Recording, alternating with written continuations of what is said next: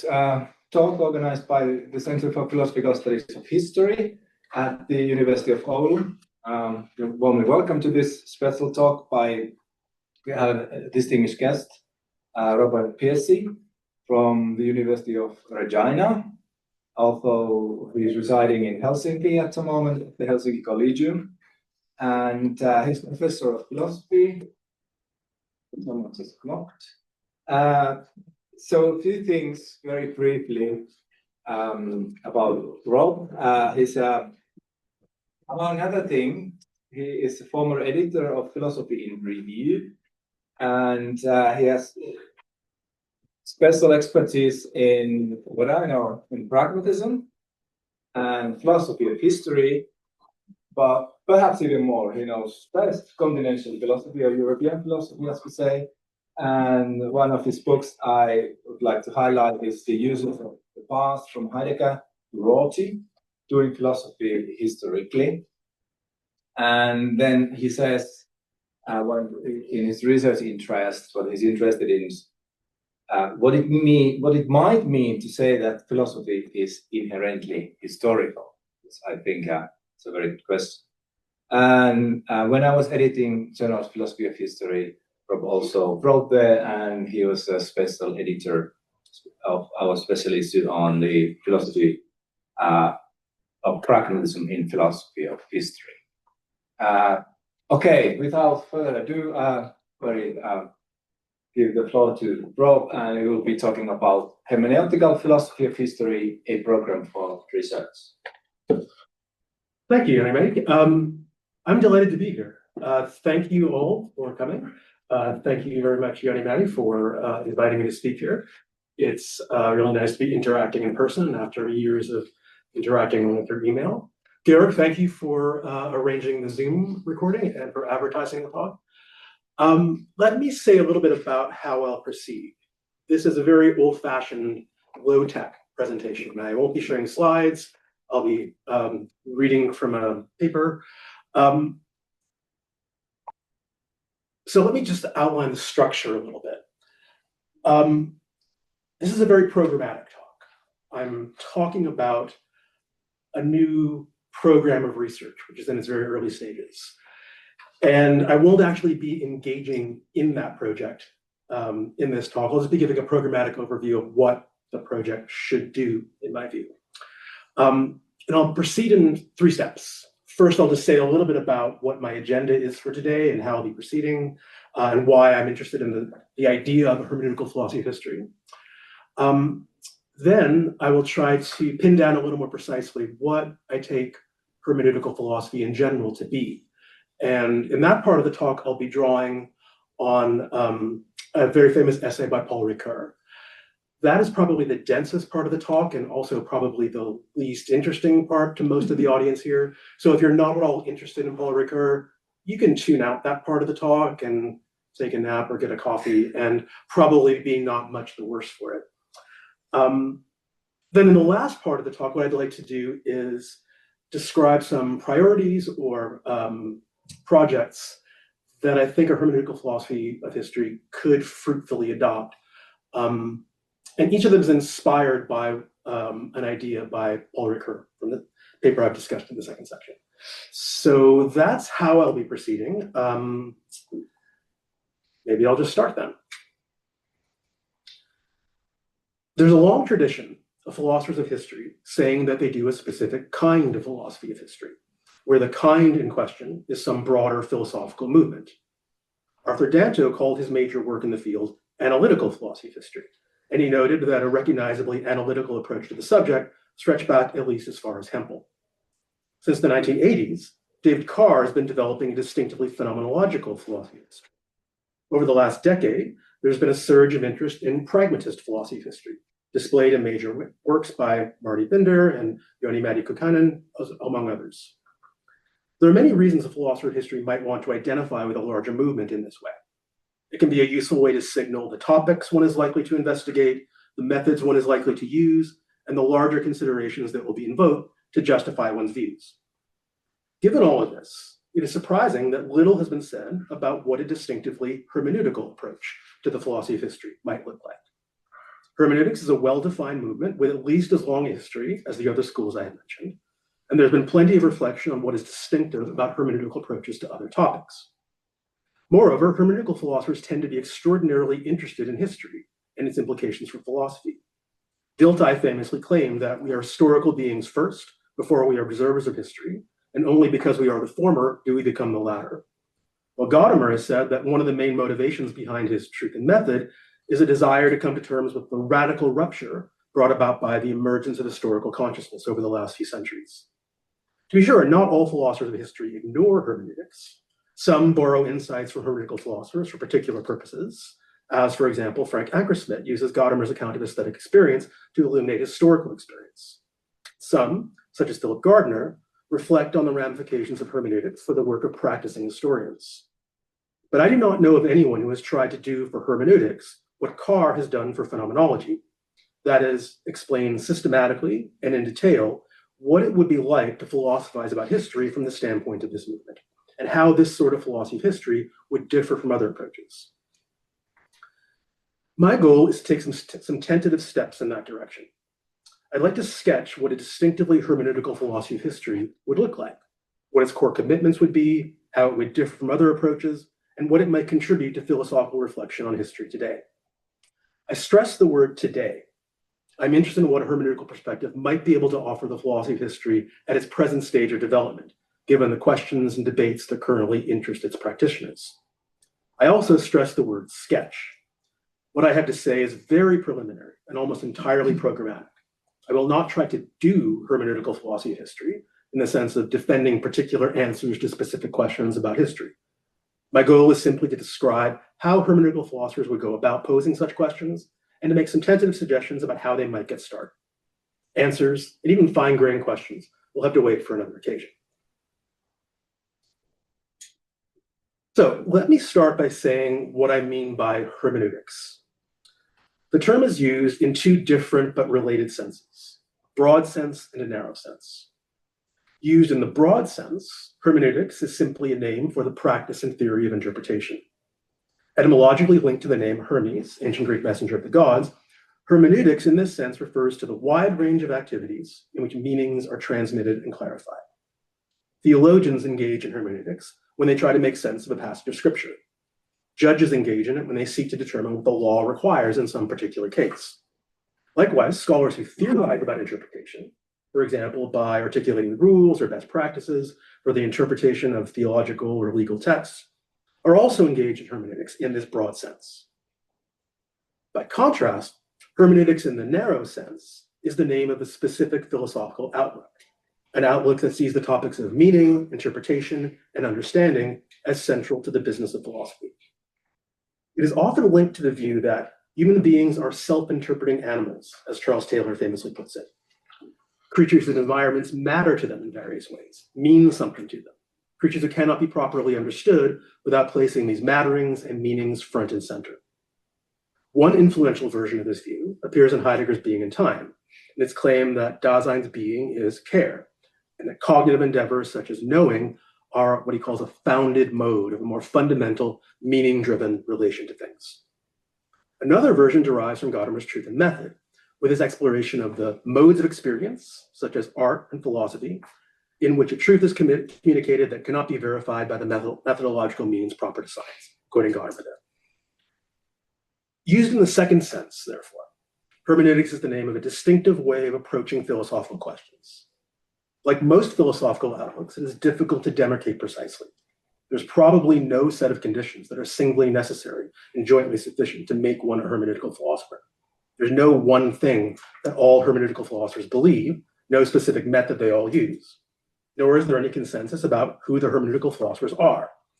Dilthey and Schleiermacher clearly are, is Humboldt. Ricoeur and Vatimo are, but what about Rorty?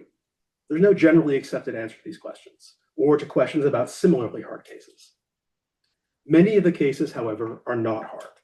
No one would deny that the early Heidegger, Gadamer, and Ricoeur are hermeneutical philosophers, and it is these three thinkers I will take as paradigmatic. In order to distinguish their approach to philosophy from hermeneutics in the broad sense, I will follow established practice and call it philosophical hermeneutics, or hermeneutical philosophy. This is a start, but it's still quite vague. It's all well and good to say that philosophical hermeneutics sees meaning, interpretation, and understanding as central to the business of philosophy. Which business is that? To which debates these topics matter, and how do they matter? What sorts of things do hermeneutical philosophers typically do that, say, pragmatists and analytic philosophers do not? To seek some clarity on these points, I will now turn to a more detailed characterization of hermeneutical philosophy that Paul Ricoeur offers in his essay, Phenomenology and Hermeneutics. This essay proposes 5 marks of hermeneutical philosophy, 5 things that tend to distinguish work in this tradition from other sorts of philosophy. Each mark concerns its relation to, and differences from, Husserlian phenomenology, the movement from which 20th century hermeneutical philosophy emerges, and with which, according to Ricoeur, it still has a relationship of mutual belonging. Ricoeur's 5 marks are not a list of necessary and sufficient conditions. There's no suggestion that the absence of one disqualifies a thinker from being hermeneutical, or the presence of all 5 guarantees that one is. They're more like clues that can guide us in knowing where to look. Obviously, there is something unhermeneutical about characterizing a tradition, let alone this tradition, through a list of general principles. But we have to start somewhere, and general principles can be a useful way of bringing certain phenomena into view. They can be amended as we go, but before we can do that, we need something to amend. So, Ricoeur's 5 marks. Ricoeur's first mark is that hermeneutics rejects the ideal of scientificity. Those are his words. The ideal of scientificity that governs Husserlian phenomenology. So it's not a hostility to science as such, but to the specific conception of scientificity he sees at work in Husserl. Hermeneutics rejects phenomenology's claim to have found an ultimate justification for all the special sciences, a justification that consists in clarifying their concepts and axioms through the intuitive seeing performed by phenomenological reflection. This is not, again, to say that hermeneutics rejects science, only that it does not think there is a single cognitive stance capable of grounding every other theoretical endeavor. The reason is that the kind of grounding valorized by phenomenology, I'm quoting Ricoeur here, encounters its fundamental limit in the ontological conditions of understanding. According to the hermeneutical thinker, the theoretical stance is always preceded by a relation that supports it. And while this prior relation makes theory possible, it also limits it. Heidegger calls this prior relation being in the world, Gadamer, the movement of tradition. Ricoeur prefers to speak of belonging. A crucial fact about this prior relation is that it must be understood holistically. Heidegger's being in the world, for instance, has several distinct elements, state of mind, being with others, and so on. But these elements are all equiprimordial. None are more basic than any of the others, and none can be derived or deduced from the others. If theory is not what the ideal of scientificity supposes, then what is it? This leads to Ricoeur, an insistence on the necessity for all understanding to be mediated by an interpretation. There can be no intuition, no seeing that is first and final in Husserl's sense. Because of the ontological preconditions of understanding, the way the thinker finds herself thrown into concrete circumstances she can only partly clarify, seeing is always guided by specific anticipations, or what Heidegger calls forehaving, foresight, foreconception.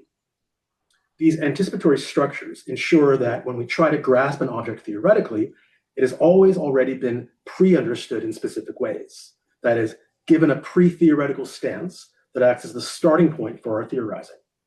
We're not trapped within any particular pre-understanding. Our pre-theoretical prejudices can be altered and perhaps improved through the spiraling movement known as the hermeneutic circle. But they are an inescapable starting point. Nor are the effects of pre-understanding entirely negative. It allows us to see things that other subjects and other circumstances might miss, though of course they may see things that we will miss. Finally, pre-understanding is at work in all manner of experiences, not just narrowly theoretical ones. It plays just as much of a role in meeting a person or savoring a beer as it does in trying to make sense of text. The point is simply that for hermeneutical thinkers, no seeing or experiencing is ever a direct access to things as they are in themselves. It is always seeing as, experiencing as. The ideal of seeing and encountering things as they really are, independently of all anticipatory structures, is not just unattainable, it is an unintelligible ideal that gets understanding wrong from the ground up. Seeing and experiencing are interpretive, and as Gadamer puts it, the very idea of a definitive interpretation seems to be intrinsically contradictory.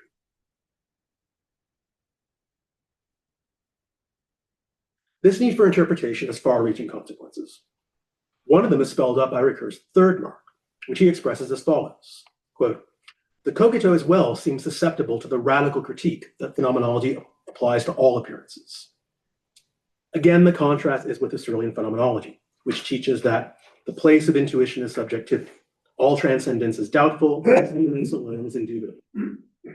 Husserl expresses this thought in his so-called principle of all principles, that every originary presentive intuition is a legitimizing source of intuition, that everything originarily offered to us in intuition is to be accepted simply as what it is presented as being. It's a very dense quotation. It's from volume 1 of Husserl's Ideas. To put this differently, phenomena on the Husserlian view must be taken at face value, and the intuitions that present them to us must be assumed to be trustworthy. For the hermeneutical thinker, by contrast, the subject's intuitions cannot be taken at face value. If there's no direct access to anything, then there's no direct access to the I either. Subjectivity and its acts are potentially just as opaque, just as in need of dogged interpretation as anything else. This side of Ricoeur's thought is quite well known, even by people with no particular interest in hermeneutics. It is associated with his famous catchphrase, the hermeneutics of suspicion, which is a thorn in the side of every Ricoeur scholar, because that's the one phrase people who know nothing about Ricoeur have heard about. And it is a testament to the way Ricoeur has been influenced by Nietzsche, Marx, and Freud, his so-called masters of suspicion, who teach that the meaning of a text or an action may be quite different than it first appears. It is important to note, I think it's important to note, that hermeneutical thinkers generally, and Ricoeur in particular, do not proclaim the death of the subject or anything like it. They do not think the I is an illusion or a play of forces devoid of any unity or something that could or should be excised from philosophy, let alone the manifest image. Ricoeur himself warns that the humiliated subject, posited by contemporary admirers of Nietzsche, is just as problematic as the exalted subject of classical modern philosophy. The I is real and has real unity and real intelligibility, but its unity and intelligibility are not total and they are not pre-given. The point is simply that they cannot be taken for granted. We must treat subjectivity cautiously, coming to understand it only gradually, always suspecting that subjects are less simple than they appear. Ricoeur's fourth mark describes how the discovery of meaning works. It says that in trying to determine what a text means, whether the text in question is a book, an action, or even a self, the essential question is not to recover behind the text the lost intention, but to unfold in front of the text the world it opens up and discloses. This approach to meaning is the inverse of that found in Husserlian phenomenology, where the search for meaning is a movement backward towards something prior. The phenomenologist might try to identify the real meaning of a text by looking back to its author's intentions, or try to clarify the meaning of a mathematical theorem by seeking its origin in certain structures of transcendental consciousness.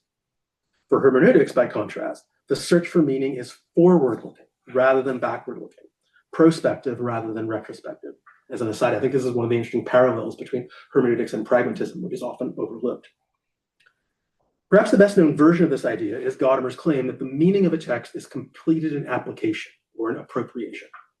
On this view, we do not fully understand a text until we know what it implies about some concrete situation. To understand a law is to know what it requires in particular cases. To understand a novel is to see what it has to say to me in my concrete circumstances. In either case, to seek to understand something is to be given a task, that of explicating the concrete differences it makes. Ricoeur puts a distinctive spin on this idea by suggesting that the goal of interpretation is, as he says, not to recover behind the text the lost intention, but to unfold in front of the text the world it opens up and discloses. His suggestion is that texts, or at least the ones we call literature, present imaginative variations on reality, and understanding them is a matter of projecting oneself into them, imagining what it would be like to inhabit the text standpoint on reality. Now, Ricoeur's suggestion is, I think, a little obscure. Many of its details need to be worked out. But the general idea is that we should think of meaning not as an origin to be recovered, but as a proposal for how to carry on from here. Understanding a text is a matter of seeing where it leads. The fifth and final mark concerns the role of subjectivity in this process. As we've seen, Husserlian phenomenology thinks of subjectivity as a source of meaning. understand appearances by tracing them back to their origin in the structure of transcendental consciousness. Hermeneutics replaces this movement backwards with a movement forward, but it preserves an important role for subjectivity in this process. The difference is that hermeneutics, I'm quoting Ricoeur here, proposes to make subjectivity the final and not the first category of a theory of understanding. Subjectivity must be lost as a radical origin if it is to be recovered in a more modest role. Subjectivity is the final category in the sense that understanding culminates in application or appropriation. I might have a provisional understanding of a law's meaning in the abstract, but I do not really understand it unless I can envision how it will be instantiated in concrete situations. Similarly, I might have a tentative grasp of a novel's meaning in the abstract, but to understand it fully is to appropriate it, to see how I might inhabit its proposals of meanings.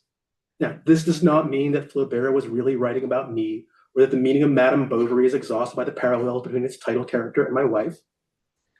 My response to the text is precisely my response to the text.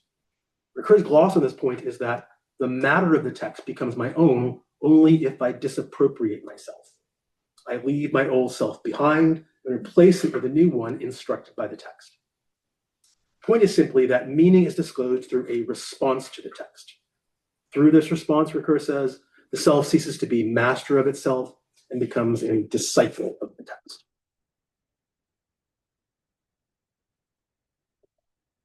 Okay, that's the end of the dense and potentially not very interesting section where I talk about Ricoeur's gloss on hermeneutical thought. Now I'm going to start the programmatic and probably reckless part of the talk, where I speculate on what all of this might imply about the practice of philosophy of history today.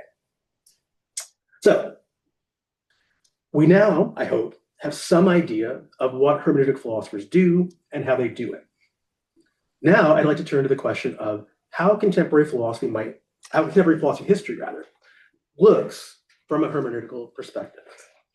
Which current debates would seem most pressing to philosophers with hermeneutical sympathies? And what sorts of contributions could they make to these debates? I would like to identify 5 debates and 5 potential contributions, each corresponding to Ricoeur's 5 marks.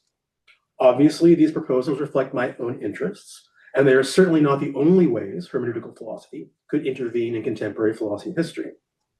But they strike me as obvious places to start.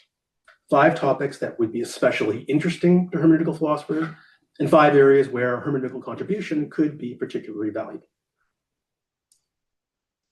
First area, corresponding to Ricoeur's rejection of the ideal of scientificity, is the debate around relations to the past. Coined by Mark Day and popularized by Herman Paul, this term is intended to capture the idea that people have different reasons for being interested in the past, different modes of engagement with it. This idea is intended as a corrective to the assumption that our interest in the past is primarily cognitive, and that we study it mainly in order to know or understand or represent it. There are obviously other ways of relating to the past, and they deserve more attention than some philosophers of history have traditionally paid them.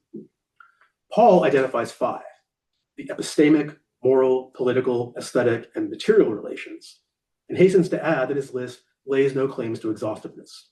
There may well be other relations, and it might even be possible to carve up our relations with the past in entirely different ways. During the last decade, there's been a great deal of discussion of relations to the past, as philosophers have reflected on which relations there are, how they interact, and how an emphasis on the differences among them might reorient a field that has sometimes seemed single-mindedly concerned with epistemic issues. How would hermeneutical philosophers respond to this development? On the one hand, I think, they would applaud the recognition of the diversity of our relations to the past. As we've seen, these philosophers tend to reject the ideal of scientificity found in some approaches to philosophy on the grounds that the cognitive dimensions of our being are conditioned by a prior pre-theoretical stance that Ricoeur calls belonging. They would agree that knowing the past is not our only way of engaging with it, and probably not the most fundamental way. But I suspect that many hermeneutical philosophers would pursue this thought in a more radical direction than Day and Paul do. They would not be content to note that there are several different relations to the past, perhaps more than several, and leave it at that. Recall the way Heidegger speaks of being in the world. It is, he says, a unitary structure, And while it has distinct elements, these elements are fully intelligible only in relation to one another. Hermeneutical philosophers, I suspect, would approach relations to the past in a similar way. Rather than just noting their diversity, they would want to learn more about how these relations relate to each other. To do that, they would ask whether and how these relations emerge from some prior way of being that makes them possible. Ricoeur has a thought here that I find helpful. Reflecting on Habermas's theory of interest, Ricoeur notes that it is unsatisfying to point out that theory always serves various practical interests and end matters there. Among other things, doing so leaves unanswered the question of what justifies the theory of interest itself. Theory of interest cannot be simply an expression of the technical interest that governs empirical science, or the practical interest that governs the humanities, or the emancipatory interest that governs critical social science, since if it were, its claims would become regional theses as in any theory and would again be justified by one interest, and their justification would thus become circular. We need a standpoint from which we can recognize the diversity and equal legitimacy of the different interests without unduly privileging one of them over the others. To find such a standpoint, Ricoeur argues, we must recognize that the various interests are dependent upon a philosophical anthropology similar perhaps to Heidegger's analytic of Dasein, and more particularly to his hermeneutics of care. From this perspective, I'm still paraphrasing Ricoeur here, interests appear as neither observables nor theoretical entities, but rather existential structures. Their analysis depends upon hermeneutics insofar as they are at once the closest and the most concealed, and so they must be disclosed in order to be recognized. I suspect, or at least I wonder whether, Ricoeur would say something similar about relations to the past. They're different and differently valid, but where do they come from? And what makes them differently valid? A full answer to these questions might require something like the philosophical anthropology of which Ricoeur speaks. In short, I suspect an important task for hermeneutical philosophy of history would be that of trying to ground the different relations to the past in an ontology of the historical subject. That's my first reckless suggestion. There are 4 more. Now, turning to Ricoeur's second mark, one might be tempted to think that Ricoeur's second mark, the claim that understanding is mediated by interpretation, has consequences mainly for the task of knowing the past. One might think it implies that historical knowledge is always biased or perspectival, and that it cannot claim to reveal the past vias eigenliche Wesen, or to uncover anything like the facts about the past. If that were our view, it might seem that hermeneutics should endorse a fallibilism or even a skepticism about historical knowledge. That response does not strike me as fruitful in this context for several reasons. First, the role played by interpretation in our attempts to know the past has been explored many times from many perspectives, and it is hardly necessary to revisit this well-explored terrain. Furthermore, it is not clear that recognizing the importance of interpretation is incompatible with a robust cognitivism about the past, or with a belief in historical facts. But another reason not to take Ricoeur's second mark in this direction is that doing so risks ignoring the most interesting thing about relations to the past. To focus only on the role of interpretation in our attempts to know the past would be to reinforce the old assumption that our interest in the past is mainly or exclusively cognitive. It would be far more interesting, at least to me, to explore the roles interpretation plays in other relations to the past, in the material, aesthetic, moral, and political relations, for example. It will be interesting to explore the possibility that other modes of engagement with the past, modes that do not immediately seem interpretive, are actually not direct, but mediated by interpretation in unexpected ways. Now, this idea has implications for any number of recent debates, but one that strikes me as especially interesting and perhaps especially in need of it is the debate over what I will crudely call overwhelming historical experiences. That is, experiences in which the past seems to impose itself on us in a direct and transformative way, without any effort on our part, and sometimes in spite of our best efforts to keep it at a distance. The obvious example would be Frank Eckersmith's reflections on sublime historical experience. Experiences of rupture with the past that fill us with the sense that we can make a new future, or perhaps that we are condemned to inhabit a new future. Another example would be Ilko Brunier's musings on experiences of transfers of presence, experiences in which something from the past seems to manifest itself in ways that are unpredictable, inexplicable, and at odds with the stories we tell about ourselves, as it did in Regina's tearful rediscovery of the music of ABBA. If you're not familiar with that anecdote, it's a fantastic one. Even David Carr's much more straight-laced descriptions of moments that are directly experienced as historical events. Moments like the fall of the Berlin Wall, we all know we're living through a world historical transformation, seem to involve unmediated access to the historicality of events. The authors I have mentioned all seem to describe these experiences as direct encounters with something, with the past, or with vanished elements of the past, or the historicality of the present. None of these experiences are presented as mediated by interpretation. Now, hermeneutical philosophers of history, I think, will be of two minds about such experiences. On the one hand, hermeneutics has traditionally been very interested in those rare experiences in which the past acts on us in ways that seem profoundly transformative. We might even say, I would say, that Gadamer's Truth and Method is one long attempt to make sense of the shock of recognition that ensues when a text or an artwork seems to cross temporal and cultural distance and speak to us. In these experiences, as in the more recent examples I've mentioned, we do sometimes seem to be something like passive recipients of a message from the past. On the other hand, hermeneutical philosophers could not accept that these experiences are literally direct encounters with anything. They will insist that such experiences are always mediated by interpretation in some way, perhaps in ways that are subtle and under-theorized. And they will try to reconcile this conviction with the thought that these experiences are as transformative as Ankersmit, Regina, and Carr say they are. Now, I will admit I'm not sure it is possible to square this circle. If it is, an important first step might be to change the language we use to speak of overwhelming historical experience. If we speak from the start as though there is a discrete subjective experience on one side and a discrete, albeit overwhelming, objective experience on the other, we will probably never do justice to the ways in which each of these poles shapes and is shaped by the other. Gadamer has something of this sort in mind when he warns against, quote, dividing the hermeneutic problem in terms of the subjectivity of the interpreter and the objectivity of the meaning to be understood. This would be starting from a false antithesis that cannot be resolved, end quote. Gadamer prefers to speak of subject and object as moments or aspects of a process, aspects of what he calls a relationship that constitutes both the reality of history and the reality of historical understanding. We may have to adopt a similar way of speaking in order to do justice to the experience of being brought to tears by ABBA. Not ABBA fans. Yes. Okay. A similar lesson is suggested by Ricoeur's third mark, which calls for a radical critique of the coquetel. The thought here is that the eye is not something to which we have privileged access, but something more like a text, something whose nature can only be unearthed through dogged, suspicious interpretation. There's an obvious link between this thought and recent discussions about the subject positions from which historians interrogate the past.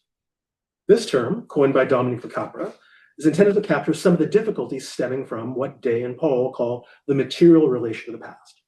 That is, the influence which the past exercises on historians, making them not transcendental, but historical subjects. Since historians are themselves products of history, they must guard against the assumption that the way the past appears to them is via eigentliche Wesen. The work must have a reflexive moment in which they consider how their vantage points shape how the past appears to them, and then try to correct for this bias to the extent that they can. That is what is meant by reflecting on the subject positions they occupy. Reflecting on this process, Lecapre insists that the notion of subject position is a beginning, not an endpoint. Historians are not trapped forever within the subject positions they initially occupy. They have a responsibility to, as he says, use critical thought to provide perspective on subject positions and assist in coming to terms with them. By doing so, they can, to some degree, transform the way the past acts on them, working out a more lucid and effective relationship to constraining forces. Paul echoes this point by saying that subject positions are not static, but changeable, not just products of the past, but also a result of critical reflection on the past. Like Lecapre, Paul recognizes the challenges involved in recognizing one's own subject position and correcting for it, but seems cautiously optimistic that these challenges can be met. Once again, I suspect that a hermeneutical response to this issue will be conflicted. On the one hand, a hermeneutical philosopher would enthusiastically agree that we are not merely products of historical forces. We act on history as surely as it acts on us. That is the point of describing our relation to the past as a hermeneutic circle. But no hermeneutical philosopher could accept that coming to understand ourselves and our biases is as straightforward as Lecapris sometimes makes it sound. His advice to historians sometimes strikes my ear, at least, as glib. Don't let the past push you around. Use critical thought. Become aware of how the past has shaped you. These are noble ideals, shared by all, but they take for granted that we can loosen the past's hold on us to quite a considerable extent. And that is precisely what is in question here. Of course, we should try to grasp our own subject positions as fully and as critically as we can. But a hermeneutical philosophy of history would be far more skeptical about our ability to do so successfully, far more cautious about concluding that we have come to terms with them than Lecapris seems to be. Now, again, it's not easy to say what this more cautious approach would look like in practice, not least because of the well-known tendency of skeptical thinking to eat its own tail. If we are suspicious of the self's claims to have escaped the grip of the past, then we will also be skeptical about the self's strategies for dealing with its inability to escape the grip of the past. But there are a few points that seem worth making. One is a point I've already made about the topic of overwhelming historical experience, namely that the language we tend to use to describe certain problems can encourage us to think of them in unhelpful ways. As Gadamer says, when we conceptualize our relations to the past in terms of the subjectivity of the interpreter and the objectivity that need to be understood, we risk starting from a false antithesis that cannot be resolved. It might be better to think of them holistically, as a unitary relationship of which subject and object are moments. A related point, recurring in spirit, is that discoveries about our perspectives and their limitations are often indirect. It is not very helpful to advise people to be as self-critical as they can, as though their unconscious biases could be made conscious simply through deliberate effort. Discoveries about our limitations tend to happen, when they do, unexpectedly, through encounters with what is new to us.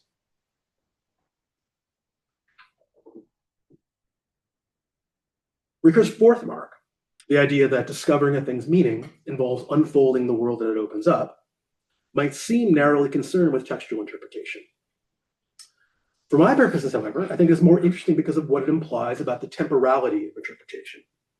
It suggests that the search for meaning is perspective rather than retrospective, forward-looking rather than backward-looking. The significance of this idea for contemporary philosophy of history will lie in those debates where the forward-looking moment of understanding is similarly important. One such area is the debate about whether and how to rehabilitate speculative philosophy of history. I do not know of anyone who thinks speculative philosophy of history, as traditionally understood, as the search for a correct account of the meaning of the whole of history, is viable. But there have been recent attempts to salvage certain aspects of this enterprise and reformulate them in ways that might be viable. An especially interesting one has been pursued by David Carr. Carr argues that the best-known criticisms of speculative philosophy of history are, he says, fully justified, provided we understand this project in a certain way, namely as a theoretical enterprise, advancing cognitive claims about the whole of history. But Carr argues that if the enterprise is understood differently, the traditional criticisms lose their force. Carr urges us to reinterpret speculative philosophy of history as a practical endeavor that constructs meaningful narratives about the past in order to achieve specific practical consequences, and above all, to help bring about a certain kind of future. These practical narratives succeed or fail depending on whether they actually bring about the consequences they seek, and not, for example, when they give correct theoretical representations of the past and its meaningfulness. For example, Carr proposes that we reread Hegel's philosophy of history as an attempt to make a case for a particular future, that of the realization of human freedom. We should not see it as trying to show that history really has been moving toward the actualization of freedom. Rather, we should see Hegel as urging his readers to move history in a certain direction. From this perspective, Hegel is not claiming to have discovered some actions that resembles a historical actor called Geist and describing his actions, hopefully correctly. Instead, he is trying to constitute a kind of agency by depicting European society in a way that will inspire his readers to try to realize freedom through their actions. In short, Carr urges us to reinterpret Hegel as a reformer engaged in a kind of world historical rhetoric, not a theorist who thinks he has uncovered the true story about history. Hegel's project is to bring about a better future. And if that project fails, its failure is not theoretical, but practical. That's a quote from Carr. What would hermeneutical philosophers make of Carr's proposal? First, I suspect they would embrace the general project of rehabilitating speculative philosophy of history. If human beings are indeed self-interpreting creatures, creatures whose way of being is thoroughly saturated with meaning, then it is not surprising that they seek to find history meaningful. Instead of dismissing that impulse, as the critics of speculation are all too prone to do, we should try to find a way to rehabilitate it. And Carr's proposal looks promising enough to warrant further exploration. For similar reasons, the concept of practical narrative is an interesting and useful counterbalance to a tradition that has long tied narrative to explanation, thereby restricting its uses to epistemic questions. This concept could be a helpful tool in constructing a broader form of narrativism with ramifications far beyond debates about speculative philosophy of history. On the other hand, the way Carr enlists practical narrative in his rehabilitation of speculative philosophy of history will make many hermeneutical philosophers uneasy. As it stands, Carr's use of the concept involves an implausibly sharp distinction between practical and theoretical narratives. This is strange, since Carr's reflection on the narrative have been heavily influenced by hermeneutical thinkers, especially Ricoeur. And most of his treatments of this topic recognize that the theoretical and practical dimensions of narrative are inextricably intertwined. But when it comes to reevaluating Hegel's story about the development of freedom in the West, Carr seems to read the story as entirely practical and not at all theoretical. Its success or failure is purely a matter of whether it persuades its readers to seek to realize freedom. It is world historical rhetoric rather than an attempt to get anything right. This strikes me as a very unhermeneutical view of the issue. When a story persuades its audience to act, it is in large part because the story rings true. If a story about the trajectory of the past and the desirability of a certain future inspires anyone, it will be, at least in part, because its audience deems it plausible or justified or true. The links between theory and practice run in both directions. Putatively theoretical narratives must to some degree be practical, but putatively practical narratives must also to some degree be theoretical. As potentially useful as the concept of practical narrative is, it needs to be complicated and finessed in order to realize its potential. No one is better suited to do that work than hermeneutical philosophers, who could use Carr's insights as a springboard to the development of a revised and significantly broader form of narrativism. Finally, I turn to Ricoeur's fifth mark. This mark concerns the sorts of meanings discoverable by those who reflect on history, and in particular, it concerns the relation between meaning and subjectivity. It suggests that discovering the meaning of a text or an event is not a matter of tracing it back to its origins, but a matter of appropriation, determining what it has to say to me, given my own situation, and above all, of allowing it to transform me. This suggestion has obvious relevance for debates about the role of meaning in philosophical reflections on history, but it has particular relevance for debate provoked by Regina. In a series of influential and provocative articles from the mid-2000s, Regina urges philosophers of history to shift their focus away from the topic of meaning, which he says has long led them astray, first by pursuing it, then by forswearing it. He claims it is unfruitful to inquire into the meanings of particular events, let alone the historical process as a whole, because he says it is not meaning we want, but something else, something that is just as fundamental, what, for lack of a better word, I will call presence. By presence, he means being in touch with reality, with what he calls the awesome reality of people, things, and events and feelings, coupled to a vertiginous urge to taste the fact that awesomely real people, things, events, and feelings can awesomely suddenly cease to exist.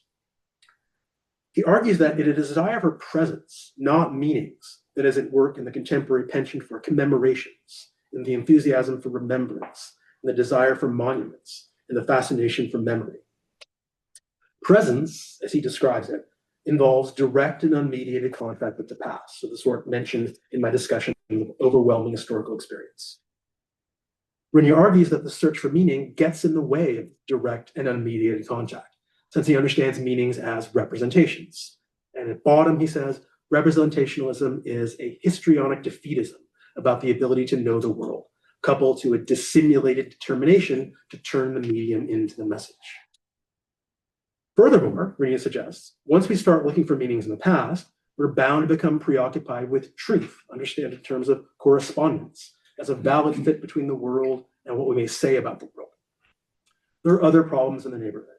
For example, Regina suggests that a desire to find past events meaningful leads historians to exaggerate the role of continuity in the past, to downplay the importance of ruptures and breaks. But the most fundamental problem is that in our dealings with the past, we want direct contact with things from the past, and the search for meaning offers only representations of things. Regina's work is always stimulating and often fascinating, but I find this dismissal of meaning far too hasty and based on far too restrictive a view of what meaning is.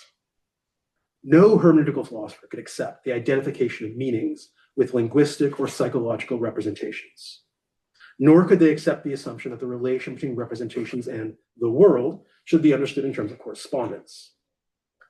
But while I think Regina's hostility to meaning rests on misunderstanding, the fact remains that hermeneutical philosophers have left a space for these misunderstandings.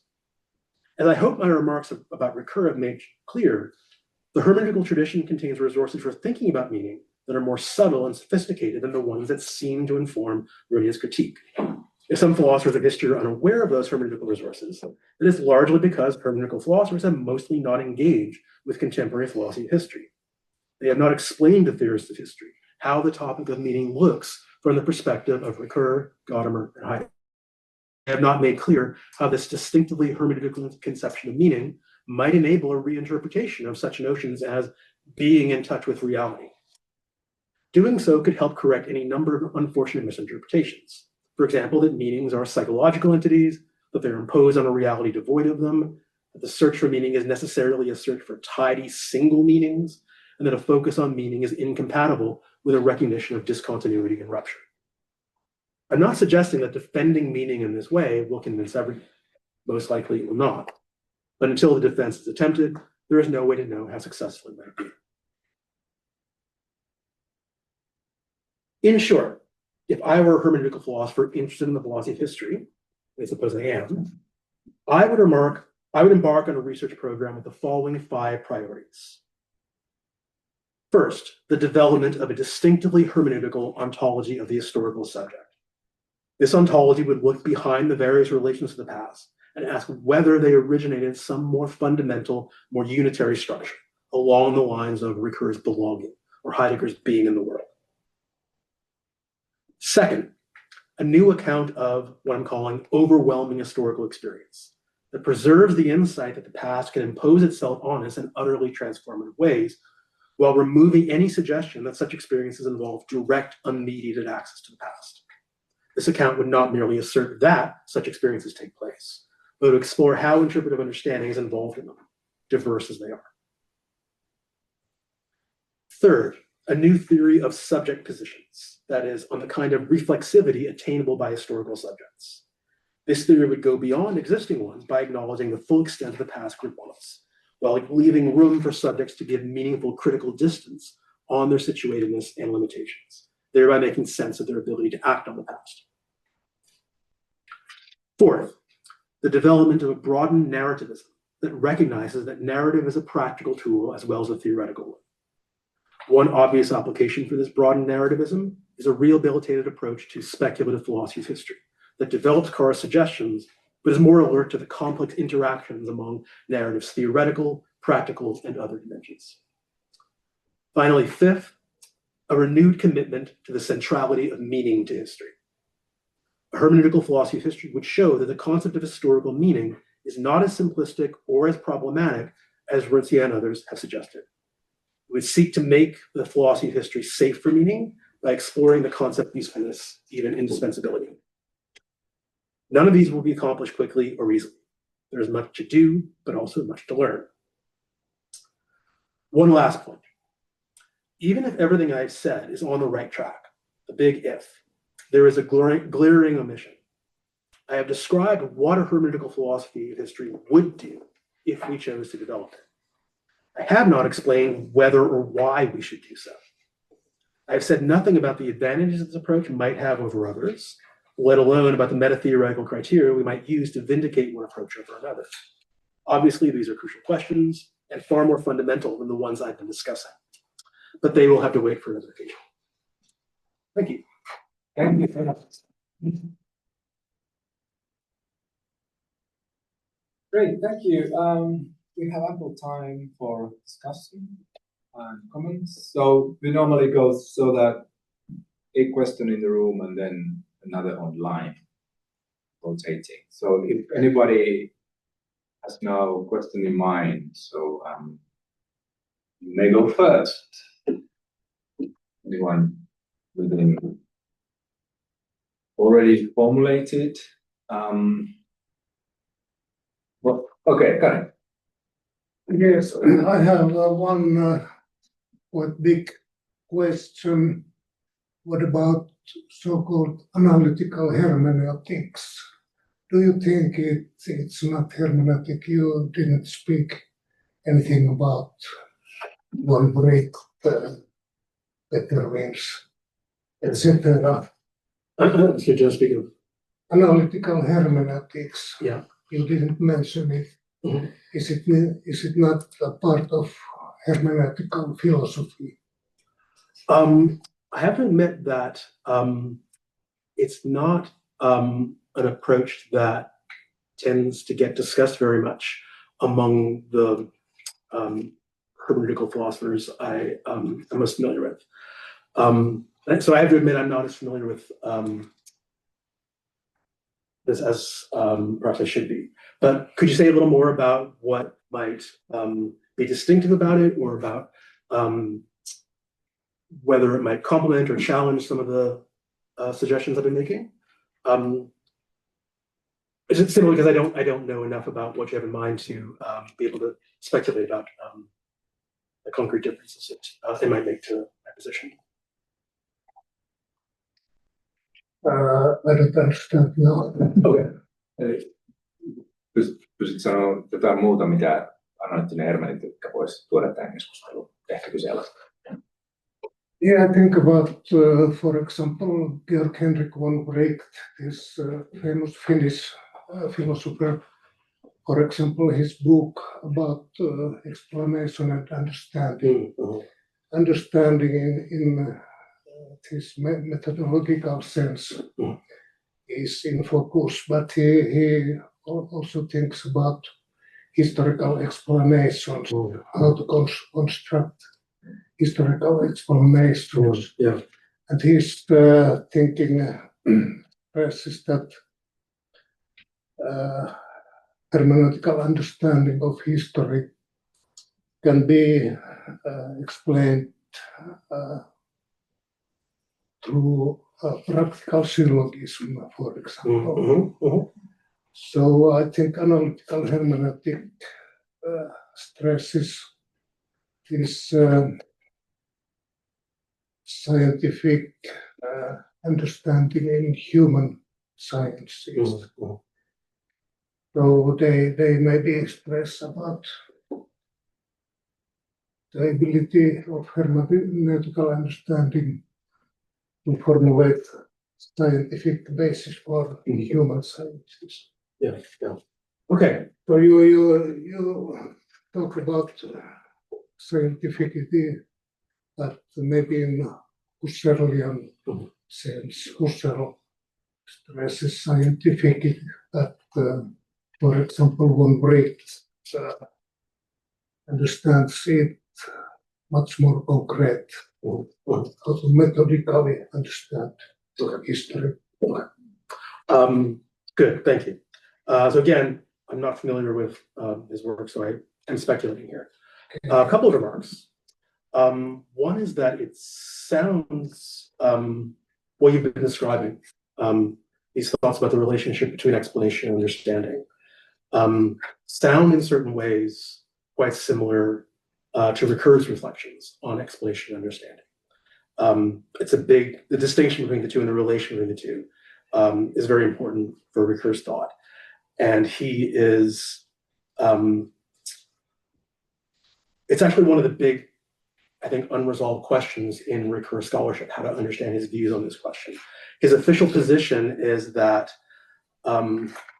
explanation and understanding stand in a dialectical relationship. Neither is more fundamental than the other, neither can be deduced from the other. But he wants to claim that although they're both fundamental, neither is simply a case of the other. And explanation, interpretive understanding is somewhat more fundamental than, I'm sorry, I may have been misspoken. Understanding more fundamental than explanation. Explanation is not simply a kind of understanding, but understanding is primary.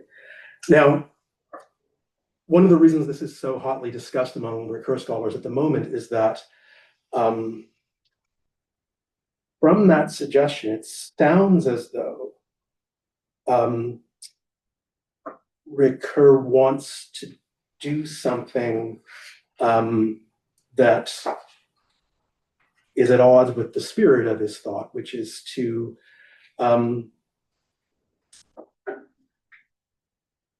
say the last word theoretically about how understanding and explanation are related. And that would seem to be in tension with the suggestion that I described in his first mark, to the effect that if we understand both understanding and explanation as modes of a more fundamental mode of belonging, more fundamental mode of being in the world, then there's something sort of strange about trying to reduce its nature to something on which we can give the last theoretical answer. So I'm not being very clear. So let me say two things. First thing, although I'm not familiar with the particular piece of analytical hermeneutics you're describing, it sounds similar to certain aspects of Ricoeur's thought. And second,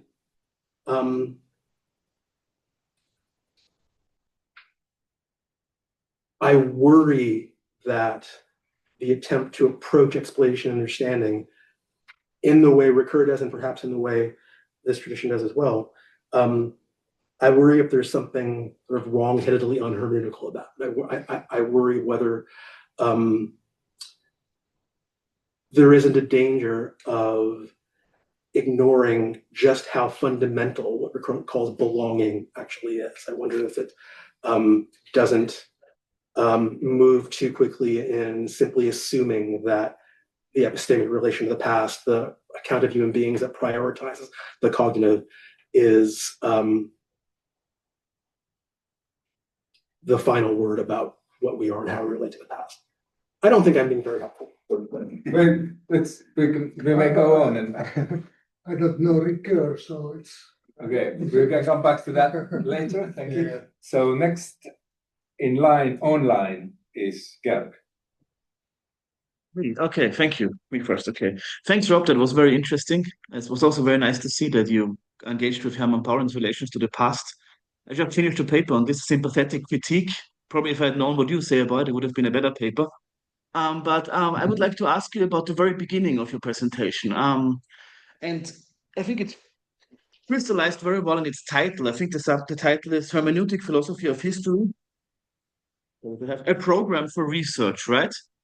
And it's not called a research program. And there's, of course, the idea of if we ask ourselves, what can a philosophy of history, historiography be? And what are the different kinds of philosophy of historiography that are, analytic, hermeneutic? Then, of course, one way would to go with the philosophy of research program of Lakatos to how to relate philosophy of history or philosophy to historiography, to a science. And that's a very determined way of doing it. You try to sort of square it, maybe test it against the record, the practice of the science. Is that something that you purposefully avoided with your terminology, or is it just something that you think, given the problem that we have in the philosophy of history, or the good position that we have so many different approaches, that would be one way in which the different approaches could be compared with each other? We could find out which one might be more suitable for certain forms, so for certain questions. Because eventually, I think in the very end of your talk, you did say you can't avoid the meta-theoretical question, or if you can phrase that way, of when do we know whether our philosophy, presumably hermeneutic, analytic, whatever, evidentialist, how it has actually succeeded in illuminating our problems and our historiographic practices. At least if it goes about historiographic practices, then I think something like the methodology of research programs might be right? Might be one way of doing it. if it's about more general philosophical question, what is interpretation, then the source might be different. It might be just, I don't know what it is there, maybe our general relation to the world or very basic concepts which we have to use, something like this.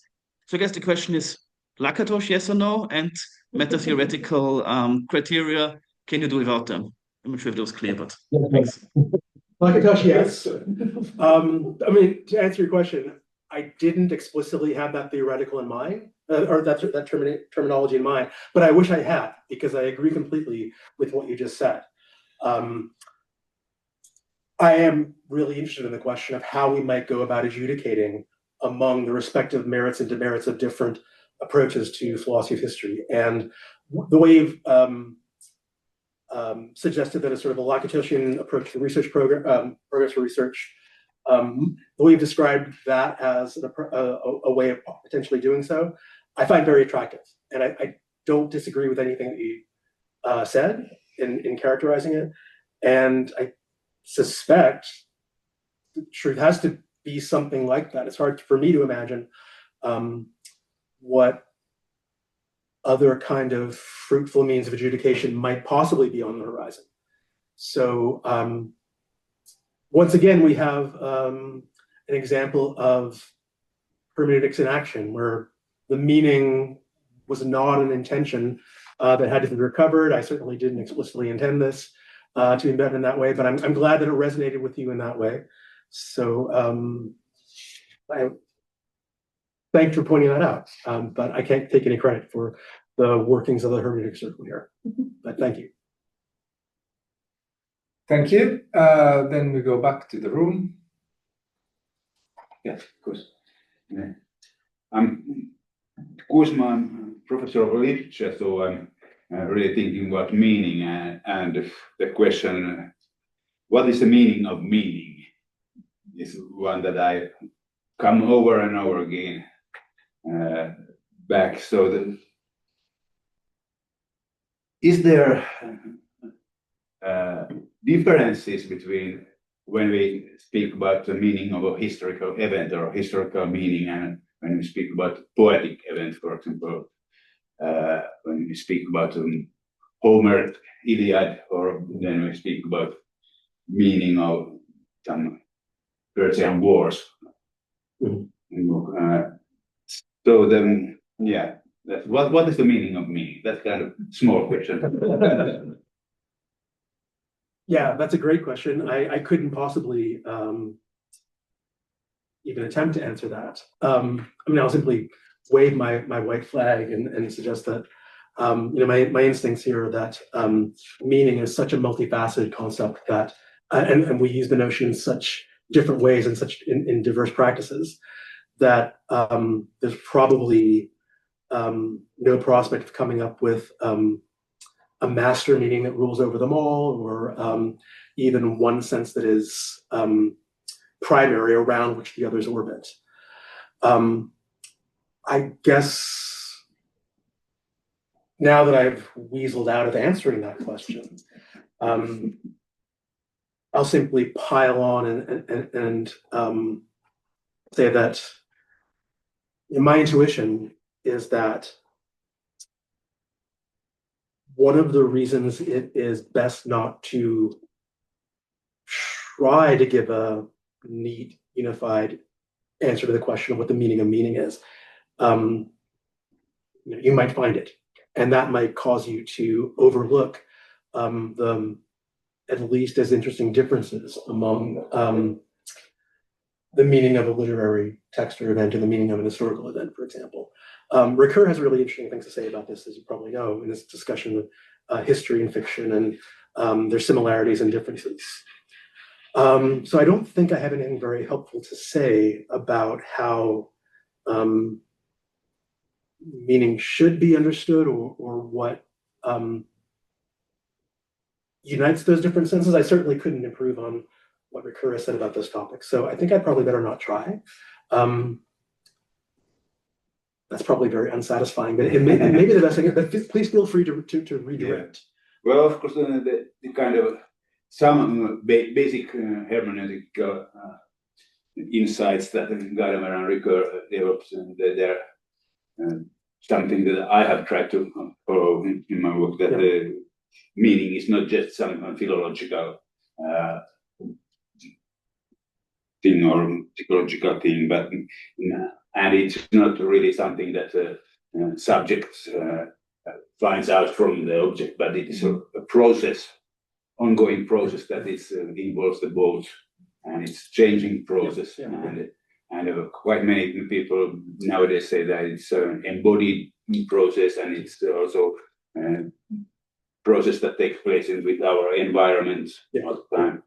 So I'm very open to all those suggestions. And while, as I said, I wouldn't try or advise anyone else to try to give a unified theory of meaning, I'm very sympathetic to the overall picture that Gadamer gives at a very high level of generality, according to which very diverse modes of experience seem to involve a similar sort of happening that we could call the event of meaning. Something happens in the event of historical understanding, something similar seems to happen in moments of aesthetic experience, something similar seems to happen in moments of cross-cultural communication. Although it might not be wise or fruitful to list the necessary and sufficient conditions for such a thing happening, or to list all the commonalities there. It's also perhaps foolhardy to ignore some of the similarities as well. So I'm not sure if I've addressed your question. I have a small follow-up. This is not my actual question, but it's an interesting exchange. And particularly Hilary Putnam wrote this paper, Meaning of Meaning, exactly where he exactly put forward quite specific suggestion of meanings. But just coming to the issue whether we can actually find one theory of meaning. And then if you look at the philosophy of language, I think that's what they're all trying to do, basically. Failing, not succeeding. I don't take a stand on that, but one idea it's in the head, another it's in the object world, external, and another it's in the sourceful use. Maybe those are the three major theories. But then it springs to my mind that maybe talking about the meaning of, I don't know what meaning of texts or something like that is still a different thing from meaning in philosophy of language, which are meanings of expressions as such. And then still further, if you're talking about meaningful, that's like what an object might mean to me. So there's a lot of varieties. This is just a random comment. Yeah, I agree completely. Yeah. Josie, you are next. Are you still? Hi, sorry, I'm just a little bit slow. Hi, nice to see you. Not exactly in person, but to see you in some form or the other.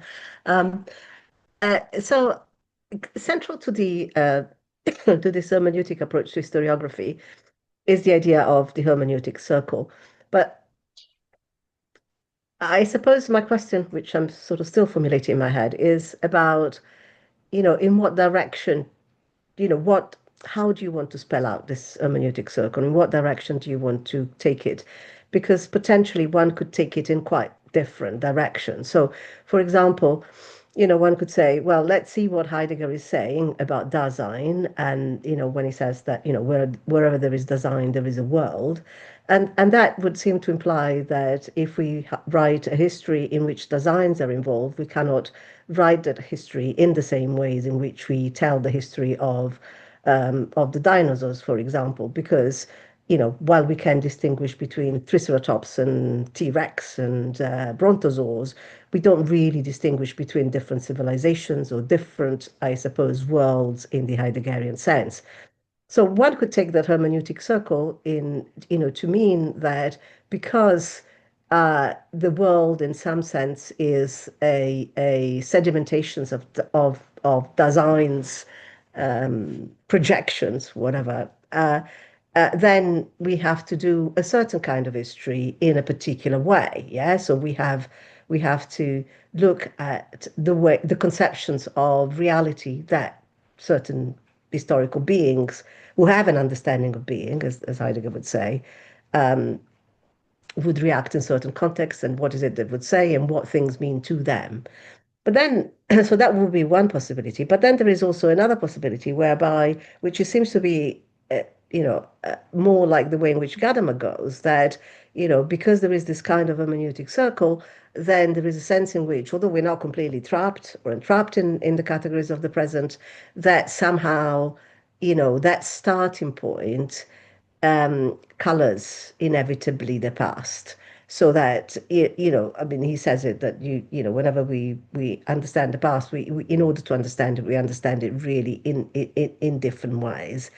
So I just wonder, and it seems to me that those two, while it seems to me that we can have both those histories, we can have history of the past from the perspective of the present and our concerns and interests, that are fundamentally different ways of interpreting the hermeneutic circle, and how is it that you could use it in a kind of philosophy of historiography? Because on the one hand, you could use it to justify a humanistic approach to history, which has, look, we need to, we can't write the history, a certain kind of history, what normally gets called history, in the same way in which we write evolutionary history.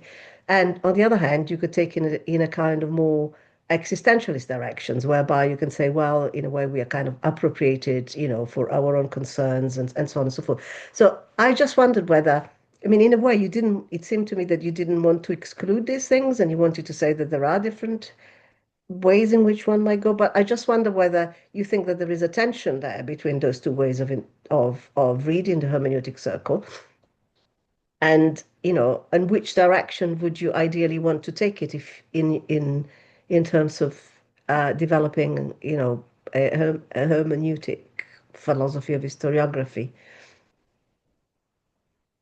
Thank you. That's a very stimulating question, and what I have to say may not be terribly satisfying, but here it goes.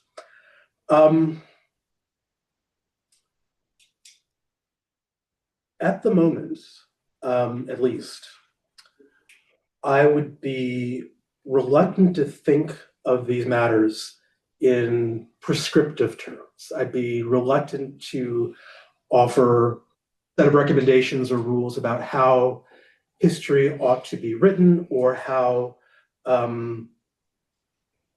history writing ought to make use of certain resources from hermeneutics.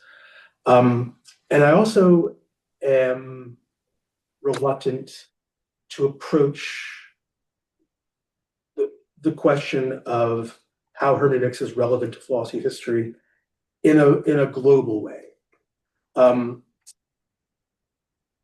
I'm more interested in doing something much more fundamental, much more sort of much less advanced, if I can put it that way, in using certain ideas from hermeneutical philosophy to start to rethink or think in different ways about certain concrete themes in philosophy of history. That's why my focus I tried to keep my focus on concrete themes such as the fate of speculative philosophy of history, or the nature of meaning in philosophy of history.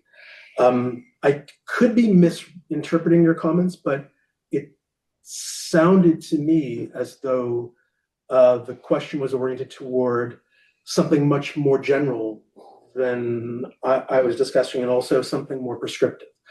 In the same sort of way that I am reluctant to give a global, comprehensive theory of how history ought to be written from this perspective. I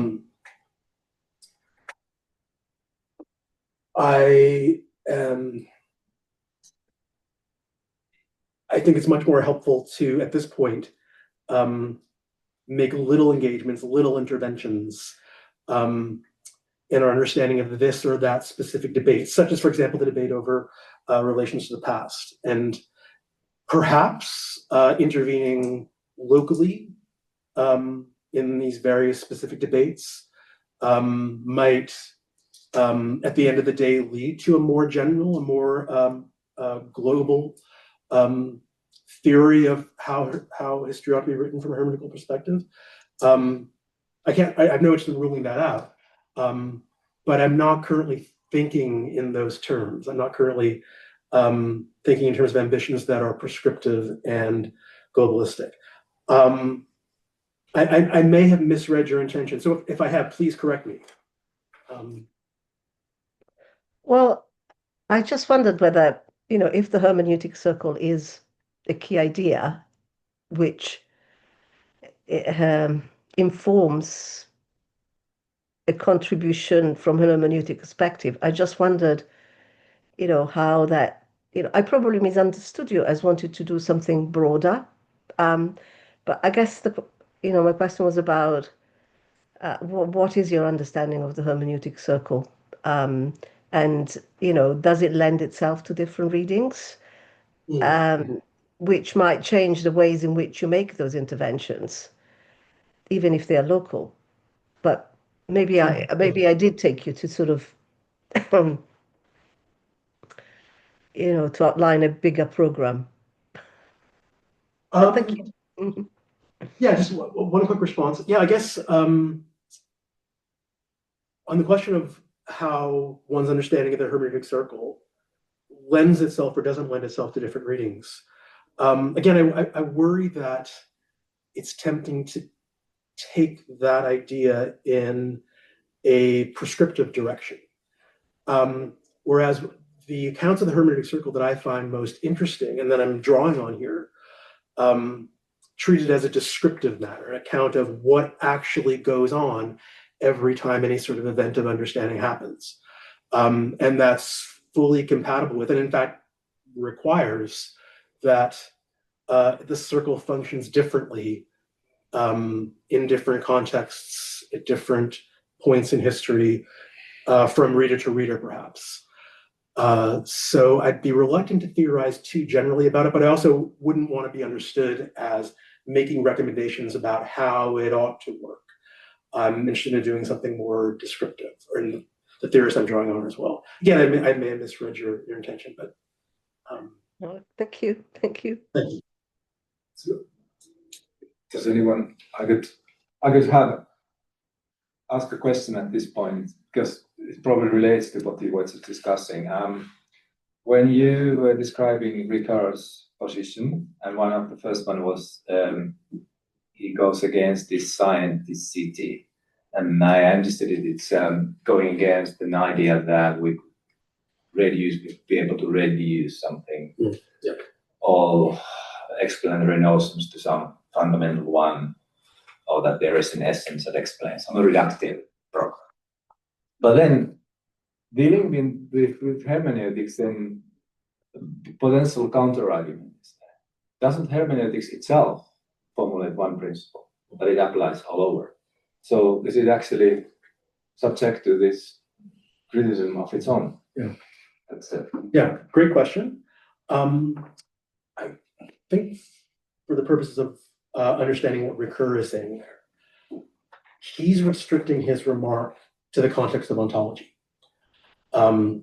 So he is urging us not to suppose that there is a single aspect of human being that can reductively explain all the other aspects. That's not quite right, but I hope it'll do.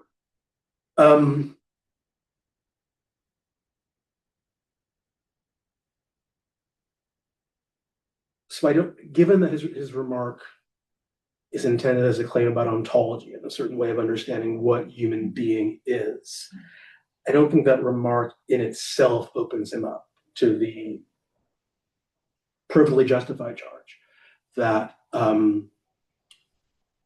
hermeneutics risks presenting itself as a theory about why there shouldn't be a theory, certain aspects of human existence, or the theory about why there is no theory in a certain domain. I mean, that is still an important question to be answered, and I guess the answer is that, well, yeah, and like any other theory, hermeneutics can't help but present itself as the truth about how understanding happens, the truth of how human beings are related to their context, especially history. But the devil is in the details. The question of whether that is a problem or not all boils down to how a philosopher like Gadamer or Ricoeur actually does the detailed, concrete work of articulating this theory. Yeah. And whether or not they're successful or not, I think it's a point in the favor of philosophers like Gadamer, I think maybe to a lesser extent Ricoeur, that they at least take this self-referential issue very seriously and try very hard to work in a way that is consistent with the theory they're giving about how human beings relate to the past, how understanding actually happens. So Truth and Method, although it's often accused of being a sort of a messy, clumsily structured book, it, I think, is actually kind of an ingeniously structured book in that it doesn't give an a prioristic, universalistic armchair theory and then try to illustrate it with particular observations. It takes the form of a much more complicated series of phenomenological studies that begin with descriptions of how aesthetic experience works, ends with descriptions of how conversation works, and in the middle has a very rich history, kind of Hegelian in spirit, that leads the reader conceptually to the point at which these experiences can be viewed in the right way. I think I'm rambling a little bit here. No, that's right. But I think you've raised a really important question, and I don't know that I have a general answer to it. Yeah, and it's no wonder, because I think it's a general tension with any program that goes against universalism. Yeah, and then goes against universalism and then still tries to normally say something. I have similar issues when I'm doing in pragmatism against the universal idea of rationality. Do I want to abandon? Maybe not, but it's tricky to get those two together. Yeah, absolutely. I'll think more about this because I don't think I've addressed this properly, but thank you. Jonas. Great. Many thanks for your talk. I hope you can all hear me. Yes. Yes, great. My question is about your fourth proposal for a possible goal of research for the sort of research program of hermeneutical philosophy of history, which was about an enlargement of narrativism, as I understood it, and it would be concerned with discussing the relation between theoretical and practical narratives. And one question here is, I think, especially if it's a hermeneutical philosophy of history coming from a continental and not an analytical direction, is the question that what room is there for theoretical narratives or theoretical understanding in hermeneutical philosophy of history? Because I know, for example, I'm not sure if he's right, but Michael Oakeshott in his book on history and other essays has this critique of Heidegger, where he says that for Heidegger, all knowledge and understanding ultimately sort of amounts to practical knowledge and understanding. And I think also, for example, one example that you didn't discuss, which would be interesting concerning this question, would be also to relate to Hayden White's book, The Practical Past, where he discusses the relation between what he calls historical narratives and practical narratives. And he ends up, I think, ultimately sort of reducing everything to practical narratives in different ways. But so my question would be here that how do you think, what would be the way forward of discussing the relation between theoretical and practical narratives? And I'm not sure at all if Oakeshott is right in his critique about Heidegger's understanding of practical knowledge versus theoretical knowledge. But I think there's definitely in philosophy of history this tendency to reduce all narratives to some form of practical narratives about the past. And this is also visible in in the sort of presentist climate in philosophy of historiography. So I wonder what you think about this as sort of possible food for thought for the research program. Thank you. That is a really fruitful suggestion, and I'm going to want to think about it some more because I'm not sure that what I have to say is detailed enough to be helpful. And it's the same sort of unhelpful response that I've given to a number of questions so far. What role is there for theoretical narratives here? Well, it depends on the particular theoretical narratives at work. And I mean, what I want to rule out is the sort of suggestion that Carr seems to make, a surprising counterintuitive suggestion to me, that if there's a role for narratives about the meaningfulness of the past, that role has to be purely practical and not at all theoretical. There's no room at all for theoretical reflection on the meaningfulness of the past. I don't see how that can possibly be sustained. I don't see how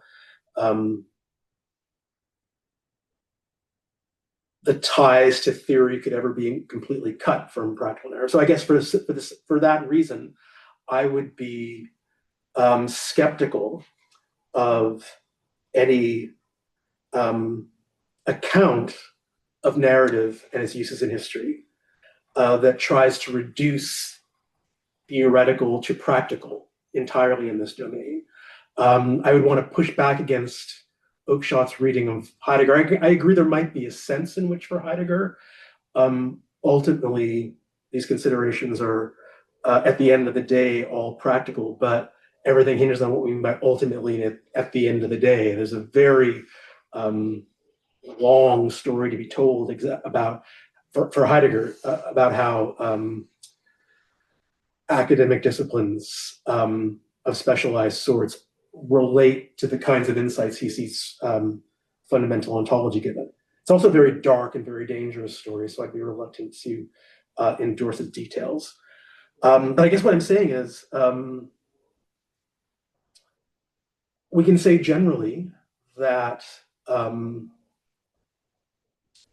no account of narrative and its uses here that I'm going to find useful is going to be one-sided enough so as to entirely reduce one of these categories to the other.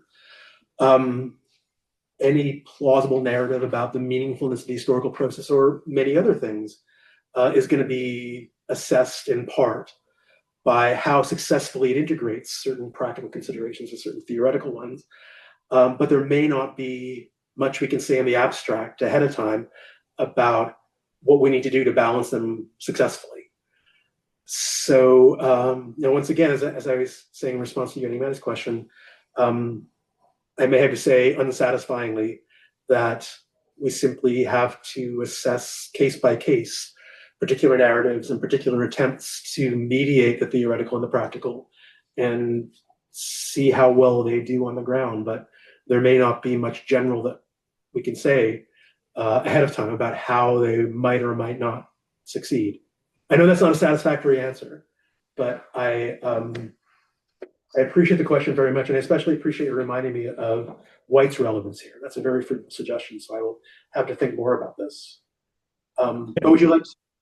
Thanks. Just a quick reply or a comment on. I think also that this would be a very fruitful field to explore because it also connects very closely to questions about the public relevance of historical research and presentism in relation to that. For example, that what kind of room there is in a very politicized climate to understand historical research as something that also researchers historical past actions and events and try to make them intelligible in their own terms, so to speak, in contrast with trying to understand the significance of past events for current discussions or something like that. And I think that was one of the fundamental questions that Oakeshott, for example, was dealing with. And it also relates to White's work because White's work is a direct discussion of Oakeshott's in that he says that what possibility is there for what he calls a historical past, is sort of understanding past actions and events in their own terms,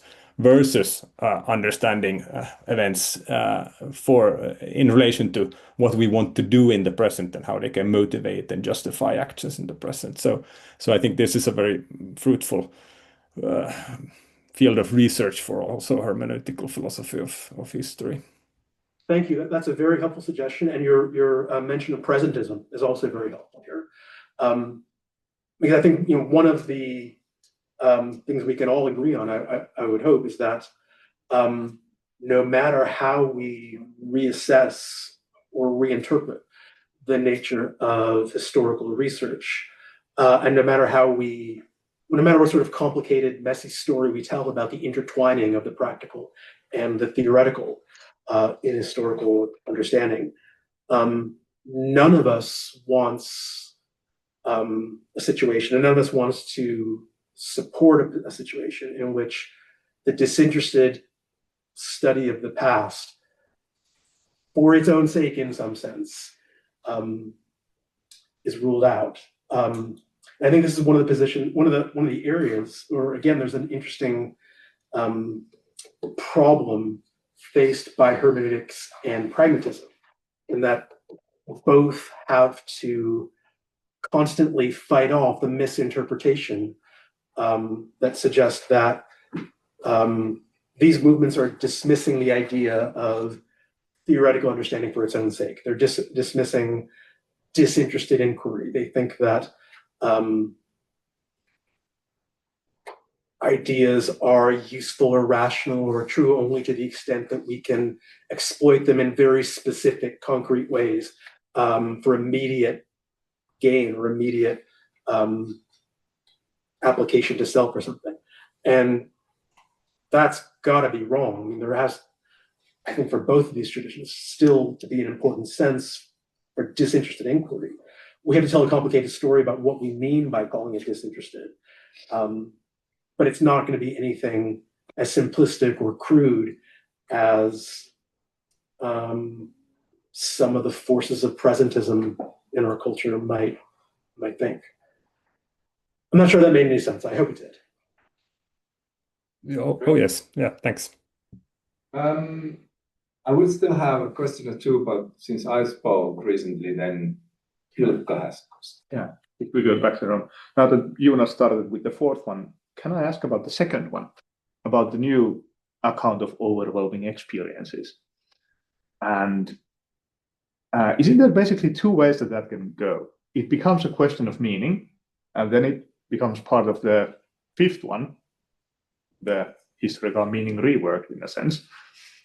Or then it becomes a question about meaning versus something else, like in Runia's case with the presence discussion, which you were sort of sympathetic to, but didn't want to go that far.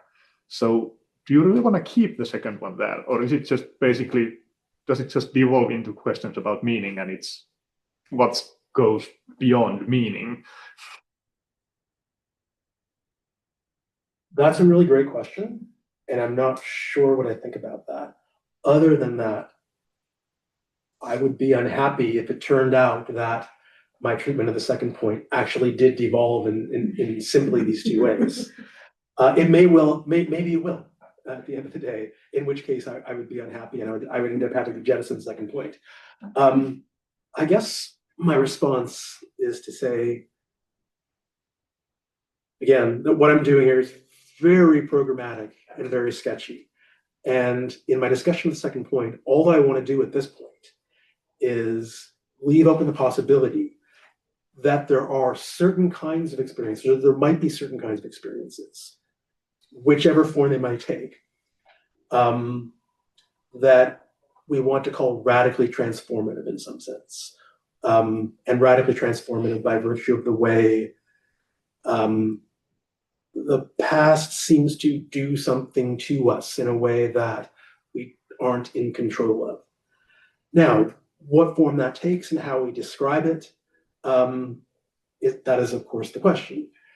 But I deliberately left that second point as vague as I could, because I didn't want to presuppose, I wanted to presuppose as little as possible in characterizing them. In particular, one of the reasons I didn't simply say that I was talking about sublime historical experiences, that I didn't want to simply assume that all such overwhelming experiences would fit the mold of what's often called sublime historical experience. So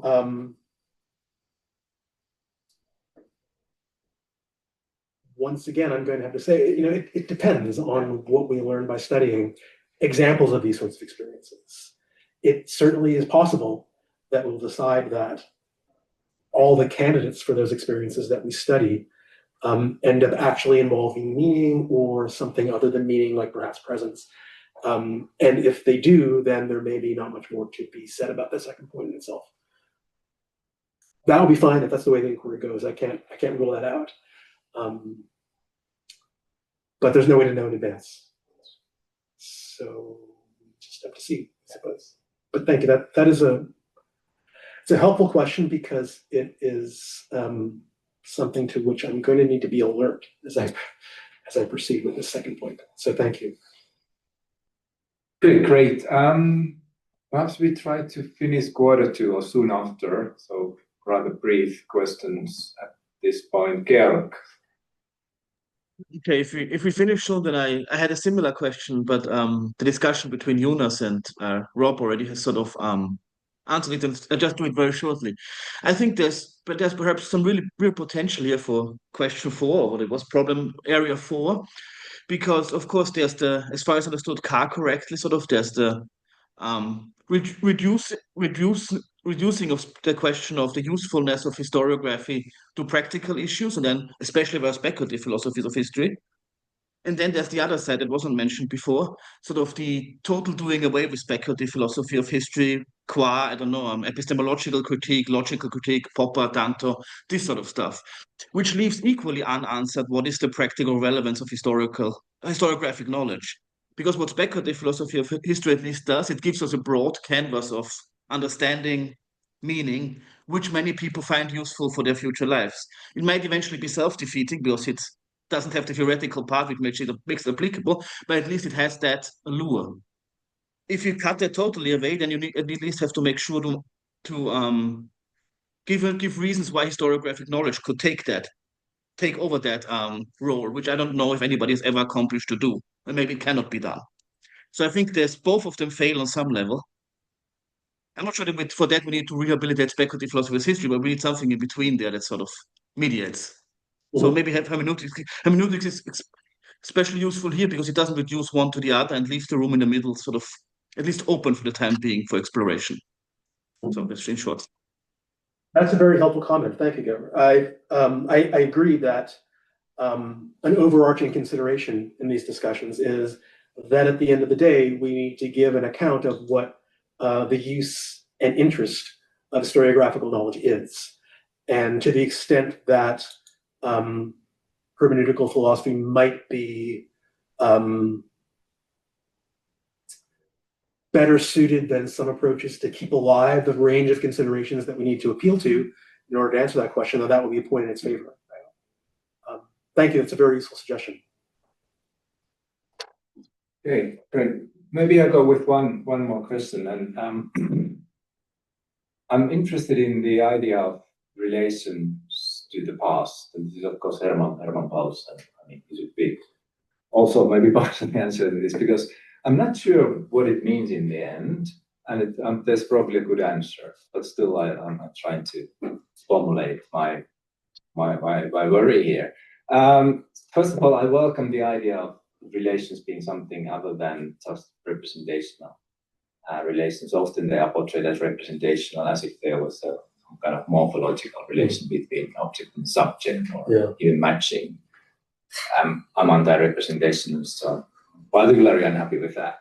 So a relation to my son is not representational, relation to this desk is not representational, and so on. So good that relations are multidimensional. But then if you talk about relations, I guess we must suppose that the relations between at least two things, or maybe two and more things. And then all of the things, so let's say two things, they must exist. And in order to be a relation, they must be somehow achievable, or even accessible. And now when we think about past, my relation to the past, in what sense exactly? I know Paul has this different ideas of how to take this relation, but in what sense to the past I can be? In what relation? What is my relation to the past? I mean, one common sense idea is that there is no past, therefore there is no relation to the past. So if I'm studying an old document, I'm in relation to this old document, and all in some very model potential ways, well, it's a trace of something that was, but it's not. So actually, all relations is in the present, or is it the relation of the past in the present? So, I don't know. Let's just open to explore. Well, I definitely can't answer all the questions you raised about how to make sense of the notion of relations to the past.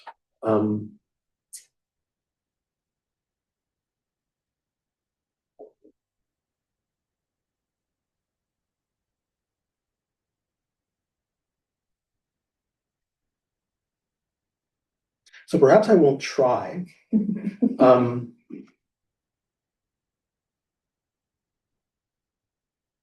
Instead,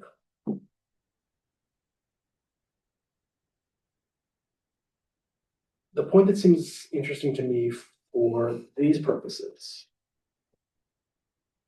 is that even if we exclude the notion of relations to the past, in the way you're describing here, or the way you're wondering about,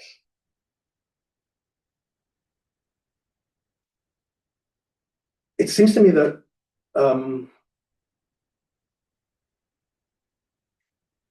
the question that raised by the kind of thinking that's exhibited in Ricoeur's first mark of hermeneutical thinking still has a sense and still has a kind of urgency. If it turns out that we want, or that we need to redescribe activities that we call relating aesthetically to the past or relating epistemically to the past as something radically different, in which we remove all talk of the past and translate it into a very different sort of talk. It seems to me that however we recharacterize these different activities, these different enterprises, we're still going to have a range of very different activities or forms of being or enterprises or something that aren't all reducible to a single kind of mattering, a single kind of meaningfulness. And whatever we want to say about those diverse elements, we still have this diverse set of elements, and we still then have an interesting question about how they relate to each other, and in virtue of what we might think of them as similar or perhaps doomed attempts, futile attempts, incorrectly described attempts to relate to the same thing that doesn't exist. That was not a very clear way to address the question, but the suggestion I'm trying to make is that the question that I was characterizing as the question of how the different relations to the past might be grounded in something of which we need an ontology. I think that question still survives an exploding of the notion of relations to the past. There's a lot of translating work to be done, but my hunch is that there's no reason to think that this question would cease to be interesting or cease to be urgent on a view like the one you're describing. Yeah. Maybe I'm wrong with that. That's my hunch. Maybe it could be a figurative description. Anyway, yeah, in relation to the past. But I like the idea of matter, the word matter, mattering. I mean, I like that matter. It's good. I think we are done and exhausted. Maybe Robis, you have been answering a lot of questions for a long time, so I really thank everyone for being present here, coming here, and especially Rob. The final announcement would be that already on this Thursday, there will be another talk at 17:00 Finnish time and 16:00 there in Ostrava, Central Eastern Time. Henrikka Handula, who is based at the University of Geneva, will be talking about existential historicism, the rise and fall of a sense-making framework. So, welcome. Okay.